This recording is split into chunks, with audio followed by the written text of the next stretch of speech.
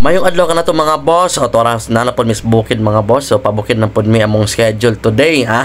So automatic, so safety first. Kay mosaka ko og tubo karon mga boss. Is almost mga 15 feet or 10 feet ning tubo plus ipatong siya sa bato.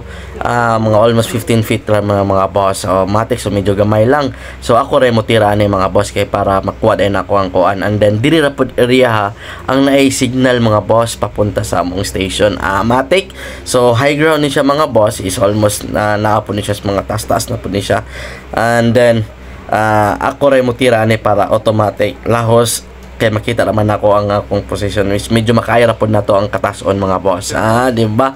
So karon mga boss is mananapod na mo og taon ang piso wifi dito na po internet connection. So automatic piperan mi og lunch mga boss na human gud mi sa amoong pagtrabaho din mga boss. So mo ni akong ganahan diri sa bukid mga boss, bisag inatura ilahong sudan pero ilago nang tawag gani ipiparar ka namo mga boss.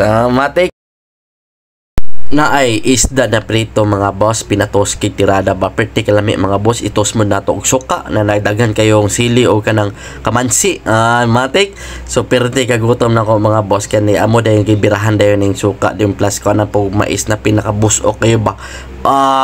Toast mode na to mga boss. Perti kay hugaap kay nga agi mga boss. So matik kayo bin lamia kayo mga boss o napay kamote. Ay, daghang salamat and God bless.